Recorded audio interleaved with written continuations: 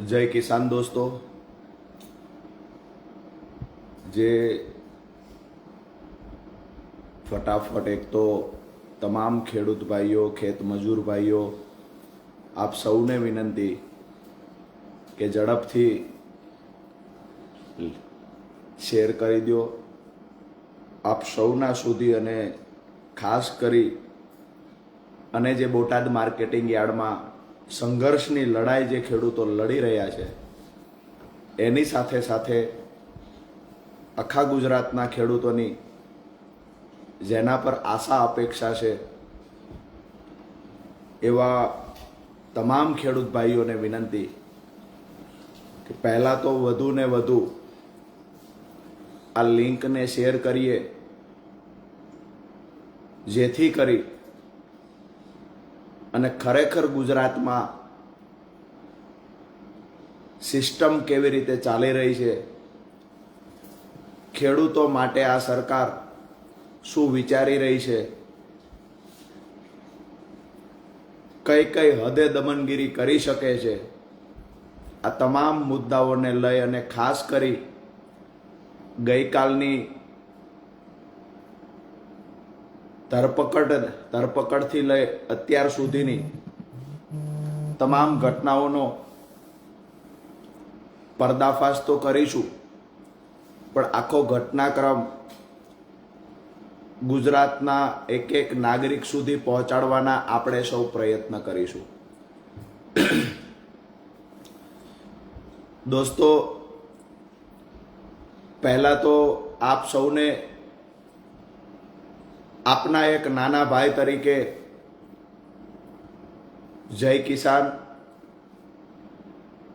આપ સૌએ ગઈકાલ સવારથી લઈ આજ દિવસ સુધી, અત્યાર સુધી જે ઉતાર ચઢાવનો ઘટનાક્રમ ઘટ્યો એમાં આપ સૌએ જે મને પ્રેમ આપ્યો આ અદ્ભુત હતો. મેં ક્યારેય મારા જીવનમાં એક 35 વર્ષના યુવાનને આટલો પ્રેમ કોઈ ખેડૂત કરે આવું મેં મારા જીવનમાં ક્યારેય નથી જોયું. પહેલા તો બોટાદ જિલ્લાના, બોટાદ આસપાસમાંથી જે ખેડૂતો આ લડાઈમાં સહકાર આપવા માટે પધાર્યા, આ તમામ ખેડૂતોને નતમસ્તક વંદન કરું છું. દોસ્તો,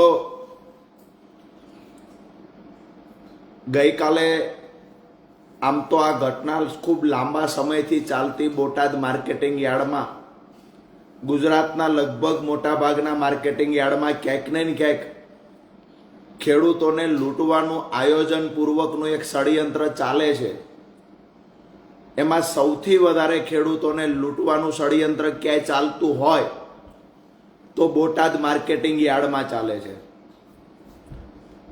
બોટાદ માર્કેટિંગ યાર્ડમાં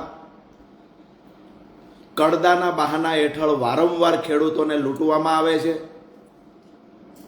અગાઉ પણ આ મુદ્દે જ્યારે રજૂઆત કરી ત્યારે મૌખિક જવાબ આપવામાં આવતો કે હવે પછી કડદો નહીં થાય, પરંતુ થોડા દિવસ પછી ફરી વખત આ કડદાની સિસ્ટમ ચાલુ થઈ જતી બોટાદ માર્કેટિંગ યાર્ડમાં.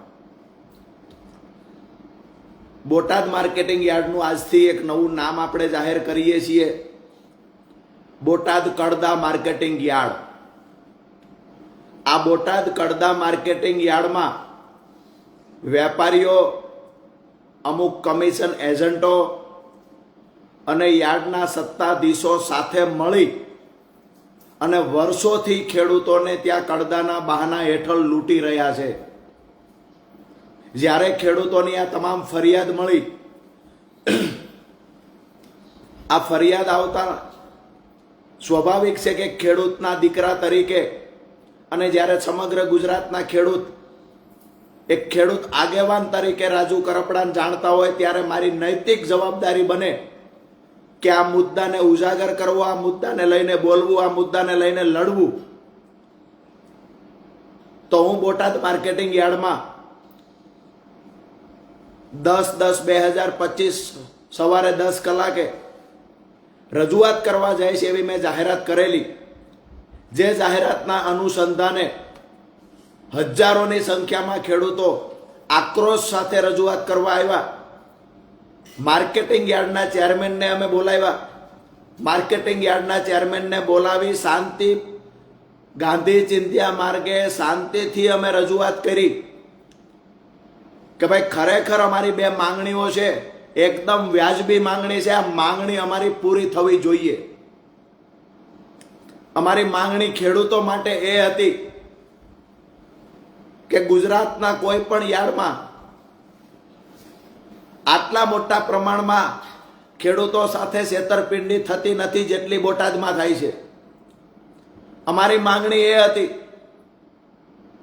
કે બોટાદ માર્કેટિંગ યાર્ડમાં જે ખેડૂત કપાસ અથવા અન્ય કોઈ જણસ લઈને આવશે, એક વખત હરરાજી થાય એ સમયે વેપારી દ્વારા જેટલા સેમ્પલ લેવા હોય ચેક કરવા એટલા સેમ્પલ લઈને ચેક કરે. ત્યાર પછી એક વખત ભાવ નક્કી થઈ જાય. એક વખત ભાવ નક્કી થઈ ગયો પછી ફરજિયાત ખેડૂતોનો માલ વેપારીએ ખરીદી કરવી પડશે અને જે ભાવ નક્કી થયો એમાંથી એક પણ રૂપિયો ઓછો હિસાબમાં ખેડૂતોને આપવામાં નહીં આવે. જો વેપારી ભાવ ઘટાડશે, કડદો કરશે અથવા તો હરરાજી થઈ ગયા પછી કપાસ લેવાની જો ના પાડશે તો એ વેપારી પર લાયસન્સ રદ કરવા સહિતની કાર્યવાહી બોટાદ કડદા માર્કેટિંગના સત્તાધીશો કરશે, આવી બાહેધરી અમે માંગી હતી. આ અમારી પહેલી માંગણી હતી. ખોટું શું હતું કે માર્કેટિંગ યાર્ડમાં એક વખત બોલી બોલાઈ ગઈ, હરરાજી થઈ ગઈ, પછી એ કપાસ નથી લેવો, ક્વોલિટીમાં ડિફરન્સ છે એટલે ભાવ નીચો આપશું. આ બધા નાટકની ક્યાં જરૂર છે? તમારામાં વેત હોય એટલા કપાસની ખરીદી કરો, પછેડી હોય એટલી હોડ તણાય.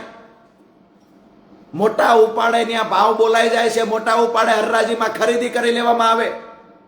ત્યાર પછી અભણ માર્કેટિંગ યાર્ડમાં રહેલો અમારો ખેડૂત વેપારીને ત્યાં કપાસ ખાલી કરે ત્યારે વેપારી દ્વારા કહેવામાં આવે કે 1400 રૂપિયામાં હરરાજી થઈ હતી, પણ હવે 200 રૂપિયા કાપીશું, 250 રૂપિયા કાપીશું, 300 રૂપિયા કાપીશું. જેવી ખેડૂતની ગરજ એવી રીતે ખેડૂતોને લૂંટવાનું કામ કોઈ કરતું હોય તો બોટાદ માર્કેટિંગ યાર્ડના સત્તાધીશો, બોટાદ માર્કેટિંગ યાર્ડના કમિશન એજન્ટો, બોટાદ માર્કેટિંગ યાર્ડના વેપારીઓ કરી રહ્યા છે. એક ખેડૂતના દીકરા તરીકે લોહી ઉકળી ઉઠે છે કે આવી રીતે ખેડૂતોનું શોષણ કરવાનું છે.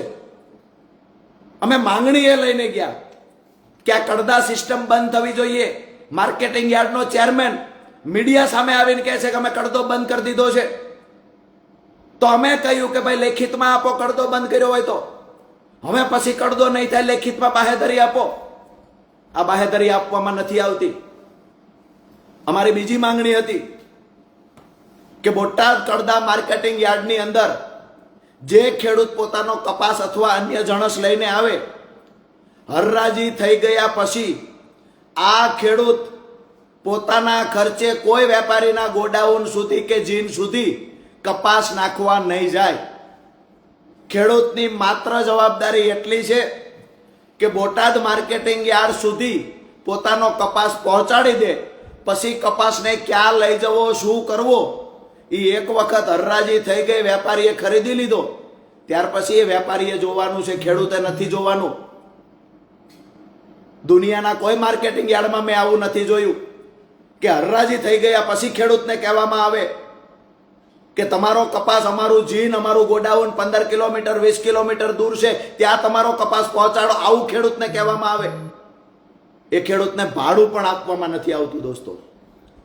તો અમારી મુખ્ય બે માંગણીઓ હતી કે એક તો જે કપાસની હરરાજી થઈ જાય ત્યાર પછી એક પણ રૂપિયો બિલમાં ઓછો ન આપવામાં આવે, અને જેટલી પણ ખેડૂતનો કપાસ હશે કે અન્ય જણસ હશે માર્કેટિંગ યાર્ડમાં લાવ્યો છે, જેની હરરાજી થઈ છે, એ તમામ જેટલો પણ જથ્થો કપાસનો હોય એ વેપારીએ ખરીદી લેવાનો. આમાં અમારી ખોટી વાત શું હતી? હરરાજી થઈ છે, વેપારીએ ખરીદી કરી છે, ત્યાર પછી આનાકાની કરવાનો પ્રશ્ન ક્યાં ઊભો થાય છે? શું કામ બોટાદમાં જ આવું થાય છે? બીજી વાત અમારી હતી કે માર્કેટિંગ યાર્ડ સુધી ખેડૂત પોતાના ખર્ચે કપાસને જણસને પહોંચાડે છે, પછી વેપારીએ ક્યાં લઈ જવું એ તો વેપારીએ નક્કી કરવાનું છે. વેપારીએ પોતાના વાહન મૂકવાના છે. કાલે તો વેપારી એવું કહે છે કે મારું ગોડાઉન રાજકોટ છે, પાળિયાદ છે, તો શું ખેડૂતે વેપારીનું ગોડાઉન જ્યાં છે ત્યાં નાખવા જવાનો કપાસ? આ બંને માંગણીઓ લઈને અમે ગયા હતા કે ભાઈ લેખિતમાં બાહેધરી આપો કે ખેડૂતની સાથે આવી રીતે ક્યારેય ફરીવાર ચીટિંગની ઘટના નહીં બને. તો આ બાહેધરી આપવામાં આનાકાની કરી ચેરમેન ભાગી ગયા. વેપારીઓએ ચેરમેન પર દબાણ કર્યું હોય એવું અમને લાગ્યું. ક્યાંક ને ક્યાંક યાર્ડના સત્તાધીશો વેપારીઓની સામે ઘૂંટણીએ પડી ગયા હોય એવું અમને લાગ્યું. અમે તો એ માંગ્યું હતું કે બોટાદના ખેડૂતોના ખિસ્સા કાપવાનું બંધ કરો. આ તો લેખિતમાં આપો, લેખિતમાં આપો કે બોટાદના ખેડૂતના ખિસ્સા અમે તમે નહીં કાપો. એવું પણ લેખિત આપી શક્યા નથી. સીધી વાત એ છે કે વેપારીઓ ખેડૂતને લૂંટે છે. વરિષ્ઠ પત્રકાર મિત્રએ જેમ કહ્યું હતું, મોટા ભાગના વેપારીઓ કસાય માફક બની ગયા છે. મોટા ભાગના માર્કેટિંગ યાર્ડની અંદર ખેડૂતોને કસાયની માફક લૂંટવામાં આવી રહ્યા છે. અને મેં બોટાદની અંદર જઈને જોયું દોસ્તો કે આ વેપારીઓને જો પીઠબળ કોઈ પૂરું પાડતું હોય, આવા લે ભાગુ જે માર્કેટિંગ યાર્ડના સત્તાધીશો છે એને કોઈ પીઠબળ પૂરું પાડતું હોય તો ગઈકાલ રાત્રે મેં જોયું છે ગાંધીનગરમાં બેઠેલા સત્તામાં બેઠેલા નેતાઓ આમને પીઠબળ પૂરું પાડે છે. દોસ્તો અમે શાંતિથી કાર્યક્રમ કરતા, શાંતિથી અમે રામધૂન બોલાવતા, શાંતિથી ભજનો બોલાવતા કે જ્યાં સુધી અમને બાહેધરી નહીં આપે ત્યાં સુધી અમે અહીંયાથી નહીં જઈએ. અચાનક સાંજે વેપારીઓ દ્વારા હડતાલ ઉપર ઉતરી જવામાં આવે છે કે અમે કોઈની ખરીદી નહીં કરીએ. વેપારીની સામે યાર્ડના સત્તાધીશો સરેન્ડર થઈ જાય છે.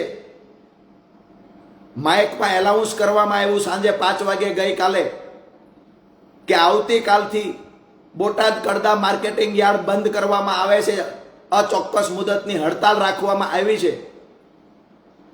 ભાઈ ખેડૂત સંગઠિત બન્યો, ખેડૂત જાગૃત બન્યો. એ ખેડૂત જ્યારે કહેવા માટે આવ્યો ભાઈ કડદો બંધ કરો, તો વેપારીઓને તો ન ગમ્યું, યાર્ડના સત્તાધીશોને પણ ન ગમ્યું. મતલબ સાફ હતો, કમિશન એજન્ટ હોય, યાર્ડના સત્તાધીશ હોય કે વેપારી હોય, આ તમામની ભાગ બટાય આ કડદા કાંડની અંદર થતી હતી. અમે શાંતિથી બેઠા હતા. રાત્રે અચાનક જ રાત્રે 2:30 થી 3 વાગ્યાના અરસામાં પોલીસ આવે છે. પહેલી વાર આટાફેરા કરવાનું ચાલુ થાય છે. 12 થી વધારે ગાડીઓ માર્કેટિંગ યાર્ડમાં આવે છે. અમને સમાચાર મળ્યા કે રોડ પર મોટો પોલીસ બંદોબસ્ત ગોઠવી દેવામાં આવ્યો છે. અમને થયું કે અહીંયા ધરણા પર બેઠા છીએ, આ સંસ્થા ખેડૂતોના બાપની છે. અમારે અહીંયા કોઈ અમે કોઈની પ્રાઇવેટ જગ્યા પર બેઠા નહોતા, નહીતર પણ એવું લાગે કે કોઈ અમારી ફરિયાદ કરે. માર્કેટિંગ યાર્ડ છે એ તો ખેડૂતના બાપની સંસ્થા છે અને ખેડૂત પોતાના હક અધિકાર માટે પોતાની સંસ્થામાં નહીં બેસી શકે તો ક્યાં બેસી શકે? અમે માર્કેટિંગ યાર્ડમાં શાંતિથી અમારી ટીમ સાથે મોટી સંખ્યામાં ખેડૂતો પણ આવેલા અને ત્યાં બેઠેલા. રાત્રે 2:30 થી 3ના અરસામાં એક સાથે પોલીસનો કાફલો ધસી આવે છે. જે જગ્યાએ અમે હતા ત્યાં આવીને ધક્કામુક્કી કરવામાં આવે છે. એક જ વાત અને એક જ ગોલ સાથે આવે છે કે રાજુભાઈ કરપડા જે જગ્યાએ છે ત્યાંથી એને ઉઠાવી લેવાના છે. હું અભિનંદન આપું છું બોટાદ માર્કેટિંગ યાર્ડમાં રાત્રે રહેલા ખેડૂતોને, સલામ કરું છું એ ખેડૂતોને. ગઈકાલ રાત્રે ખેડૂતોએ કિલ્લાબંધી કરી દીધી પોતાના હાથથી. મને પકડી રાખવાના પ્રયત્ન કર્યા. એક બાજુ પોલીસે, હું શ્વાસ નહોતો લઈ શકતો એવી સ્થિતિમાં હતો, તેમ છતાં ધક્કામુક્કી ચાલુ રાખી. મેં એવું પણ કહ્યું કે મને શ્વાસ લેવામાં તકલીફ પડે છે, ધક્કામુક્કી મહેરબાની કરીને ના કરો. તેમ છતાં ધક્કામુક્કી ચાલુ રાખવામાં આવી. આભાર માનું, જેટલો પણ માનું આભાર એટલો ઓછો છે બોટાદ માર્કેટિંગ યાર્ડમાં રાત્રે મારા સાથે રહેલા ખેડૂતોનો. જે ખેડૂતો મજબૂતાઈથી ઉભા રહ્યા છે, અડીખમ ઉભા રહ્યા, મોટી સંખ્યામાં ખેડૂતો રાત્રે પણ સપોર્ટ કરવા માટે, સહયોગ માટે આવેલા. મોડી રાત્રે જ્યારે ખેડૂતો ઘરે ગયા પછી જેવી રીતે ચોરી કરતા સમયે બધા હુઈ જાય એની રાહ જોતો હોય, એવી રીતે ખેડૂતોની સંખ્યા ઓછી થાય પછી રાજુ કરપડાની ધરપકડ કરવી, આવી રાહ જોઈને પોલીસ બેઠી હોય, આવું અમને લાગ્યું કાલે. અમે પોલીસને કહ્યું અમારો વાંક શું છે, શા માટે લઈ જાવ છો? એક જ જવાબ મળતો હતો, ઉપરથી પ્રેશર છે, ઉપરથી પ્રેશર છે. આ ઉપર કોણ છે? કોણ ખેડૂતનો દુશ્મન છે? ઉપર ખેડૂતના રજૂઆત કરવા આવે છે, ખેડૂત કહેવા આવ્યો છે કે અમને લૂંટવાનું બંધ કરો. આ ખેડૂતની વાત ઉપર બેઠેલા જે હોય તે એને કેમ સંભળાતી નથી? અહીંયા ખેડૂત ભજન બોલતો તો એ ઉપરવાળાને સંભળાયું. અહીંયા ખેડૂત રજૂઆત કરતો તો પોતાની વેદનાની પોકારી ઉઠતો તો એ ઉપરવાળાને ન સંભળાયું. પણ ઉપરવાળાને સંભળાયું કે ખેડૂત અવાજ ઉઠાવે છે તો ખેડૂતને ઉઠાવી જાવ. ખેડૂતનો આગેવાન કોણ છે? દોસ્તો, દુઃખ સાથે કહેવું પડે છે, જે પોલીસ પર મને ગર્વ હતું, એ પોલીસે કાલે જે ધક્કામુક્કી કરીને ખેડૂતો સાથેનો બિહેવિયર કર્યો છે એકદમ નિંદનીય છે. મારી ધરપકડ સમયે મોટા ભાગના ખેડૂતોએ મને પકડી રાખવાના પ્રયત્ન કર્યા. રાજુભાઈના શું વાંકમાં લઈ જાઓ છો? આ પ્રશ્નો કર્યા. આ પ્રશ્નોનો જવાબ પોલીસ પાસે નહોતો. માત્ર એક જ જવાબ હતો, ઉપરથી પ્રેશર છે. લગભગ 20 મિનિટ સુધી આ ધક્કામુક્કી ચાલી, જેમાં ખેડૂતો પોલીસને હાથ જોડી રહ્યા હતા. હાથ જોડીને કહેતા હતા, અમારા રાજુભાઈને શું કામ લઈ જાઓ છો? પોલીસ પાસે અન્ય કોઈ જવાબ નહોતો, કારણ કે પોલીસ શું કામ લઈ જતી એ પોલીસને પણ નહોતી ખબર. એક જ વાત હતી કે ઉપરથી પ્રેશર છે. આવી રીતે કરી તબિયત નાદુરસ્ત હોય તો પણ લઈ જવામાં આવ્યો મને. હવે મહત્વની વાત એ છે, ગુજરાતના લોકો જાણવા માંગે છે કે આ ધરપકડ સુધીના વિડીયો આવ્યા ત્યાર પછી શું થયું. આજે પણ બોટાદ યાર્ડની અંદર બેઠેલા મારા રાત્રિના સાથી મિત્રો, ગઈકાલ દિવસે મારી સાથે રહેલા મિત્રો આજે પણ બોટાદ માર્કેટિંગ યાર્ડમાં બેઠા છે, ડંકાની ચોટ પર બેઠા છે. બોટાદ માર્કેટિંગ યાર્ડની ફરતી દિવાલે, બોટાદ માર્કેટિંગ યાર્ડના દરવાજે મોટી સંખ્યામાં પોલીસ બંદોબસ્ત હોવા છતાં આજે મારા ખેડૂત ભાઈઓ માર્કેટિંગ યાર્ડના દરવાજે ઊભા છે કે ગઈકાલ રાજુ કરપડાની અટકાયત થઈ, ધરપકડ થઈ, ત્યાર પછીના સમાચાર શું છે. તો એ કહેવા માટે આજે હું ફેસબુક લાઈવ થયો છું. અને અમારી લડાઈ શા માટે હતી એ ગુજરાતની જનતાને ખબર પડે, ગુજરાતના તમામ વર્ગના લોકોને ખબર પડે કે આ સરકારની કૃષિ વિરોધી અને ખેડૂત વિરોધી નીતિ શું છે એ ઉજાગર થાય. સરકારના ચાવવાના અને દેખાડવાના પણ જુદા જુદા છે, એને પણ લોકોની સામે ઉજાગર કરવા માટે ગઈકાલ 10 વાગ્યાથી અત્યાર સુધીની તમામ ઘટનાઓને ફેસબુક લાઈવના માધ્યમથી આપ સુધી પહોંચાડવાના પ્રયત્ન કરી રહ્યો છું. રાત્રે માર્કેટિંગ યાર્ડમાં પોલીસે જ્યારે મને ગાડીમાં બેસાડ્યો ધક્કામુક્કી કરીને, ક્યાંક ને ક્યાંક મારા કપડાં પણ તૂટી ગયેલા હતા, કારણ કે ધક્કામુક્કી જેટલી કરવામાં આવી. હું શાંતિથી પોલીસને કહી રહ્યો હતો કે સાહેબ, હું શાંતિથી વાત કરવા તૈયાર છું, તમે શાંતિથી વાત કરો, શું છે એ અમને સંભળાવો.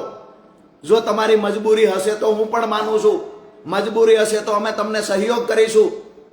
અમારે અહીંયા કોઈ કાયદો હાથમાં લેવો નથી. અમે તો શાંતિથી રામધૂન બોલાવીએ છીએ, ભજન બોલાવીએ છીએ, તમે વાત તો કરો. પરંતુ વાત કરવાની બદલે સતત ધક્કામુક્કી ચાલુ રહી. અને એવડા મોટા ટોળામાં જ્યારે ધક્કામુક્કી ચાલુ રહે ત્યારે સ્વાભાવિક છે કે થોડીક સ્વાસ્થ્યને લઈને પણ તકલીફ થાય, જે તકલીફ મને થઈ. તો ત્યાર પછી પોલીસ ગાડીમાં બેસાડીને લઈ જવામાં આવ્યો. હું વારંવાર પૂછતો રહ્યો કે મને ક્યાં લઈ જવામાં આવે છે. અધિકારીની શું મજબૂરી હશે મને ખબર નથી. અધિકારી તરફથી જવાબ નહોતો મળતો ક્યાં લઈ જઈએ છીએ. હમણાં કહીએ આ જવાબ મળી રહ્યો હતો. બોટાદથી લઈ અને ફૂલ સ્પીડમાં ગાડી ચલાવી મને સાળીંગપુર બાજુ લઈ જવામાં આવ્યો. એટલે મને એવું લાગ્યું કે મને ક્યાંક બોટાદથી દૂર લઈ જવાના પ્રયત્ન થઈ રહ્યા છે. દોસ્તો, સાળીંગપુર ક્રોસ કરીને પણ મેં પૂછ્યું કે ખરેખર મને જ્યાં બી લઈ જવો હોય ખેડૂત માટે શહીદ થવાની તૈયારી સાથે મેદાનમાં ઉતર્યો છું. કોઈ પોલીસના ડરથી નથી હું પૂછતો. હું એટલા માટે પૂછું છું કે મને પોતાને ખબર પડે કે હું ક્યાં જાઉં છું અને ક્યાં તમે લઈ જઈ રહ્યા છો. મારી સાથે જે રહેલા માણસોને પણ મારે મેસેજ આપવો છે કે મને ક્યાં લઈ જાઓ છો, કમસે કમ એ તો ખબર પડે. મારા ઘરે તો મને જાણ કરવા દો કે તમે મને ક્યાં લઈ જાઓ છો. બંધારણીય અધિકાર મળ્યો છે. પોલીસ જ્યારે અટક કરે, પોલીસ ધરપકડ કરે ત્યારે પરિવારને જાણ કરવાની હોય. તેમ છતાંય મને કહેવામાં આવ્યું હમણાં કહીએ, થોડી વારમાં કહીએ. એમ નામ કરતા દોસ્તો મને શેખ બરવાળા લઈ જવામાં આવ્યો. તબિયત થોડી નાદુરસ્ત હતી, પોલીસ જાણતી, એટલા માટે પહેલા પોલીસ સ્ટેશન અને ત્યાર પછી તરત હોસ્પિટલમાં મને લઈ જવામાં આવ્યો. બરવાળા સામૂહિક આરોગ્ય કેન્દ્ર જે હાઈવે પર હતું, આ હોસ્પિટલમાં મને લઈ જવામાં આવ્યો, જ્યાં 2 ડોક્ટર હાજર હતા. મોટી સંખ્યામાં પોલીસ કાફલો પણ એ ગ્રાઉન્ડમાં હાજર હતો. આ બધી ઘટનાઓ જોયા પછી મને એવું લાગ્યું કે ખેડૂતના દીકરા તરીકે, ખેડૂત આગેવાન તરીકે લડવું, ખેડૂતો માટે લડવું, આ કોઈ ગુનો છે? એક આતંકવાદીની સાથે જે બિહેવિયર થાય, આતંકવાદીની સાથે જે વ્યવહારો થતા હોય, આવા વ્યવહાર એક ખેડૂતના દીકરા સાથે કરવાના. દોસ્તો, બોડી ચેકઅપ કરવામાં આવ્યું, બ્લડ પ્રેશર માપવામાં આવ્યું. ત્યાંથી પછી નાની મોટી જે તકલીફો હતી એની સારવાર લેવામાં આવી. બીપી હાઈ આવ્યું, એના માટે પણ ટ્રીટમેન્ટ ચાલુ કરવામાં આવી. ત્યાર પછી લગભગ આ ઘટનાક્રમ ત્યાં 2.5 થી 3 કલાક સુધીનો આ ઘટનાક્રમ હોસ્પિટલ અને પોલીસ સ્ટેશન વચ્ચે ચાલ્યો, જે બંને આજુબાજુમાં છે. હું તો પહેલી વખત બરવાળા હોસ્પિટલમાં ગયો, હું પહેલી વખત બરવાળા પોલીસ સ્ટેશન સુધી ગયો. પણ બંનેનું ડિસ્ટન્સ એકદમ નજીક છે, બંને બાજુમાં છે, મેં જોયું કાલે. ત્યાર પછી મેં જેને જાણ કરવાનું કીધું એને પોલીસે જાણ કરી, પણ એવી રીતે કરવામાં આવી કે અમે તમને થોડી વારમાં કહીએ છીએ કે રાજુભાઈને ક્યાં લઈ ગયા છીએ. કમ્પ્લીટ જાણ ન કરવામાં આવી. ત્યારબાદ મને કહેવામાં આવ્યું કે તમને અહીંયાથી બોટાદની હદ બહાર મૂકવાના છે. મેં કહ્યું કેમ ભાઈ, મારી રાહ જોઈને માર્કેટિંગ યાર્ડમાં ખેડૂતો બેઠા છે, હું શું કામ જાઉં? મેં એવું તો ગુનાહિત કૃત્ય શું કર્યું છે તો હું બોટાદની હદ છોડીને જતો રહું? પોલીસ દ્વારા મારી વાત કોઈ રીતે માનવામાં ન આવી અને 2 પોલીસની ગાડીઓ સાથે, ફૂલ પોલીસ બંદોબસ્ત સાથે પહેલા મને કહેવામાં આવ્યું કે તમને પોરબંદર લઈ જઈએ છીએ. મેં સતત મારી વાત ચાલુ રાખી કે ભાઈ આ ખોટું થાય છે. ત્યારબાદ મને ખબર પડી કે મને સુરેન્દ્રનગર બાજુ લઈ જાય છે રોડ જોઈને. પોલીસ બંદોબસ્ત વચ્ચે લગભગ 1 વાગ્યા આજુબાજુ મને સુરેન્દ્રનગર પહોંચાડવામાં આવ્યો. સુરેન્દ્રનગર પહોંચાડ્યા પછી મને સખત શબ્દોમાં એવું કહેવામાં આવ્યું કે તમને કોઈ પણ સંજોગે બોટાદમાં અમે પ્રવેશ કરવા દેવાના નથી. તમારી જે મહાપંચાયત રવિવારની છે એ અમે કોઈ સંજોગે થવા દેવાના નથી. તમારા ઘર સુધી અમે પહોંચાડી દઈએ છીએ. તમારા ઘરની બહાર નીકળતાની સાથે ચાપતો પોલીસનો બંદોબસ્ત હશે. પોલીસની નજર નીચે જ તમને રાખવામાં આવશે. દોસ્તો, એક ખેડૂતના દીકરા તરીકે આનાથી દર્દનાક બીજી કોઈ ઘટના કઈ હોઈ શકે કે મારા ખેડૂત પરિવાર માટે હું લડવા ગયો, ત્યાંથી મને ધક્કામુક્કી કરીને પોલીસ સ્ટેશન લઈ ગયા. પોલીસ સ્ટેશનથી બંદોબસ્ત સાથે સુરેન્દ્રનગર પહોંચાડ્યો. સુરેન્દ્રનગર પણ હું અહીંયા ઘરની બહાર નીકળું અને તરત જ અટકાયત કરી લઈશું એવી ધમકીઓ આપવામાં આવી. અહીંયા ઘરની બહાર સતત સિવિલ ડ્રેસમાં પોલીસની અવર જવર, હું ઘરે આવ્યો ત્યારે 1 કલાકથી ચાલુ હોય, સતત અવર જવર ચાલુ છે. મને એ થાય છે કે મેં ગુનો શું કર્યો છે? મારા પર કેમ આટલો બધો પોલીસ દમન ગુજારે છે? મેં અપરાધ શું કર્યો છે? અને જે પોલીસ કહે છે કે ઉપરથી પ્રેશર છે, આ ઉપર કોણ છે, એકવાર નામ તો આપો. ગુજરાતના ખેડૂતોને પણ ખબર પડે કે આ ઉપર કોણ છે, ખેડૂતનો વિરોધી છે, ખેડૂતનો દુશ્મન કોણ છે ઉપર. દોસ્તો, એક વાત નક્કી છે, ક્યાંક ને ક્યાંક સરકારના દબાવમાં આવી અને પોલીસ અધિકારીઓ કાર્યવાહી કરતા હશે એવું માનીએ. પોલીસ અધિકારીઓની પણ મજબૂરી હશે. પણ મારી વાતને ફેસબુક લાઈવ પૂરું કરતા પહેલા અત્યાર સુધી બનેલી ઘટનાની મેં વાત કરી. મારા ઘરની બહાર પોલીસની અવર જવર સતત 1 કલાકથી ચાલુ છે. મને ખુલ્લીને કહેવામાં આવ્યું છે બોટાદ પોલીસ દ્વારા કે જેવા બહાર નીકળશો એવા તમારી અટકાયત ફરીવાર કરી લેવાની છે. પોલીસની અટકાયતથી ડરતા નથી, ધરપકડથી ડરતા નથી, પોલીસ કેસ કરશે જુઠ્ઠા એનાથી ડરતા નથી અમે. મહત્વની વાત એ છે કે અમારો કોઈ અપરાધ નથી, કોઈ ગુનો નથી, તેમ છતાં ગુજરાત પોલીસ અમારા પર દમન શા માટે ગુજારે છે? ગુજરાત પોલીસ, બોટાદ પોલીસ, જે બોટાદ માર્કેટિંગ યાર્ડમાં વેપારીઓ લૂંટી રહ્યા છે ખેડૂતને, એના પર કાર્યવાહી નથી કરી શકતા. શું નમાલી છે પોલીસ? નમાલી સરકાર છે કે વેપારીઓ બેફામ લૂંટે ખેડૂતને, કાર્યવાહી ખેડૂતની રજૂઆત આવવા છતાં વેપારી પર કાર્યવાહી નથી કરી શકતા. અને એક ખેડૂતો માટે 35 વર્ષનો યુવાન લડવા નીકળ્યો, તે યુવાનનો અવાજ દબાવવાના પ્રયત્ન થઈ રહ્યા છે. દોસ્તો, ગમે એટલી કિલ્લેબંધી પોલીસ કરે, બોટાદ માર્કેટિંગ યાર્ડમાં બેઠેલા ખેડૂત ભાઈઓ, આજુબાજુમાં રહેલા ખેડૂત ભાઈઓ અને તમામ ગુજરાતના સૌરાષ્ટ્રના ખેડૂત ભાઈઓને એક વાત કરવા માટે આજે ફેસબુક લાઈવ થયો છું. સમગ્ર ઘટનાને લઈને ચર્ચા કરી. હવે એક બીજી મહત્વની વાત કે અહીંયા ઘરની બહાર પોલીસને જેટલા આટા ફેરા કરવા હોય એટલા કરે. આવતીકાલે મારા ખેડૂતોના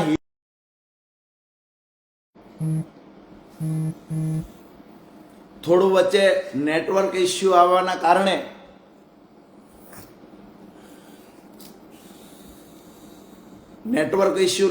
વચ્ચે અવાજ જતો રહ્યો મારો. આવતીકાલે ખેડૂત મહાપંચાયત બોટાદમાં થશે, ડંકાની ચોટ પર થશે. જેટલો પણ અવાજ દબાવવાનો પ્રયત્ન પોલીસ કરશે, બમણી તાકાતથી રાજુ કરપડા ફરી એક વખત બોટાદ ખાતે ખેડૂતોની લડાઈને, ખેડૂતોના અવાજને બુલંદ બનાવવા માટે રાજુ કરપડા ફરી આવતીકાલ બોટાદ આવશે. આજે હું જોઉં છું ક્યાં સુધી પોલીસ મને રોકવાના પ્રયત્ન કરે છે. મારી વાત સાફ છે, જ્યાં સુધી કડદો બંધ નહીં થાય ત્યાં સુધી અમારી લડાઈ સતત ચાલુ રહેશે. આવતીકાલે ઈસુદાનભાઈ ગઢવી, પ્રવીણ રામ સહિતના નેતાઓ બોટાદ આવી રહ્યા છે. અત્યારથી જ હું અન્નનો ત્યાગ કરી અને અહીંયા મારા ઘર પર જ્યારે પોલીસ ઘરની બહાર સતત ચાપતી નજર રાખીને બેઠી છે, મને ઘરની બહાર નીકળવા દેવામાં નથી આવતો, બોટાદ પહોંચવા દેવામાં નથી આવતો, ત્યારે મારી પાસે ગાંધી ચિંધ્યા માર્ગે એક જ હથિયાર છે દોસ્તો. ભગવાનની સાક્ષીએ અત્યારથી આવતીકાલ મહાપંચાયત થાય ત્યાં સુધી હું રાજુ કરપડા આ જુલ્મી અહંકારી અંગ્રેજોની ઓલાદની માફક જુલમ કરી રહેલી સરકારની સામે અન્નનો ત્યાગ કરવાની પ્રતિજ્ઞા લઉં છું દોસ્તો.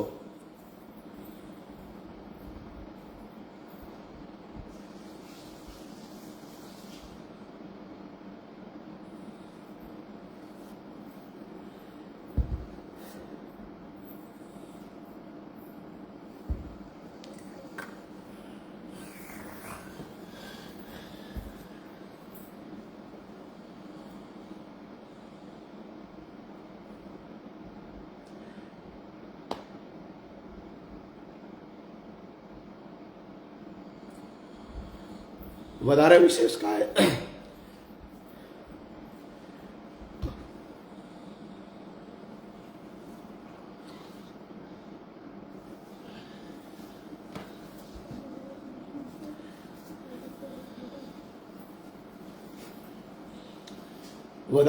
અમે કાંઈ નથી કહેતો, પણ ખેડૂતો માટે લડવા નીકળ્યા છીએ. જ્યાં સુધી પરિણામ નહીં મળે ત્યાં સુધી આ લડાઈ ચાલુ રાખશું. આપણે વચ્ચેથી રજા લઉં છું. જય કિસાન દોસ્તો.